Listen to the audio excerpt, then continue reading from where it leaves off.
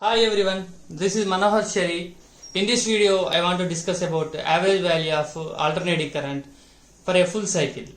So we know that when AC voltage applied across the resistor, the current flowing through the resistor will be I of t. So which is called instantaneous current that is flowing through the resistor, and whose formula will be I of t equals to Im sin omega t. Here I of t is the instantaneous current and Im is peak current and omega is angular frequency whose value is equals to 2 pi by capital T, and here small t is time. Here you can see the graph of I of t, and you can observe how the value of I of t is changing with respect to the omega t. If we want to find out the average value of discrete values, so what will be the formula generally we will use? That is nothing but sum of observations divided by number of observations. But here I of t is a continuous function. If you see in the graph, for every value of t, I of t is defined. And if you observe one more thing, in every point, for every point in positive half cycle, there will be one point will be there in negative half cycle. So this point will be having the positive value and this point is having the negative value. If you add all those values, so average value is going to be 0. But I want to prove the average value by mathematics. So if you want to find the average value for a continuous function, the formula will be f average equals to 1 by t integral 0 to t f of t dt. Here capital T is time period, where f of t is a function of time. So let's find out the average value of the alternating current. Then I average will be 1 by t integral 0 to t I of t into dt. Substitute the value of I of t in this formula. Then I average will be 1 by t integral 0 to t Im sin omega t into dt. You can take Im out from the integration. Then I average will be I average equals to Im by t integral 0 to t sin omega t into dt. So what is the value of integral sin omega t dt? So here I will give one formula. So let's see what is that formula. Integral sin ax plus b into dx. Here I am integrating this sine function with respect to dx, and here the variable is x. The answer will be minus cos ax plus b by a plus c.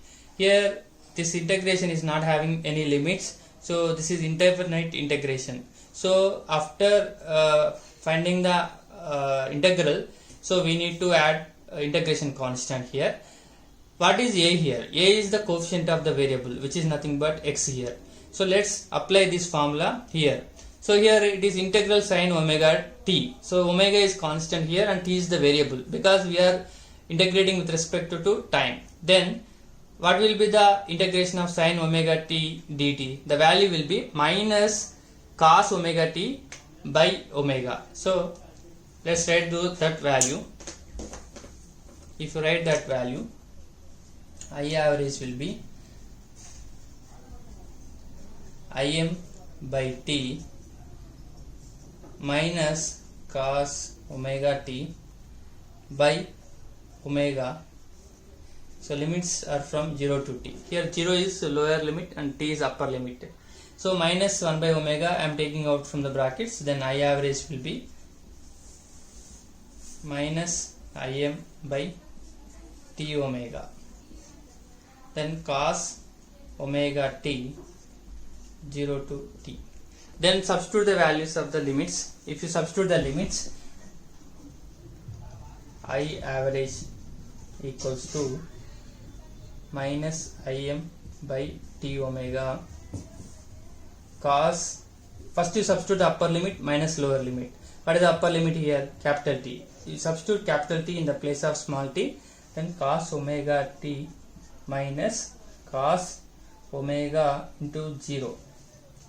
So we know that omega equals to 2 pi by t. Substitute the omega value in this equation, then I average will be minus Im by t into 2 pi by t cos omega is 2 pi by t into t minus cos omega into 0. It will be cos 0. Cos 0 value is 1. Then if you see here, t will be gets cancelled, and here t will be gets cancelled. Cos 2 pi will be remaining here. What is the value of cos 2 pi? Cos 2 pi value is 1.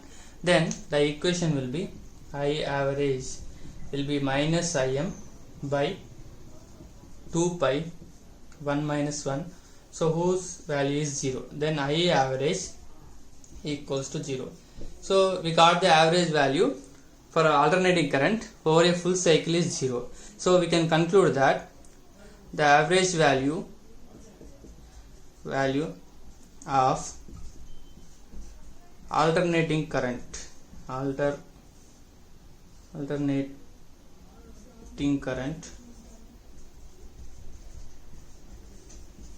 over a full cycle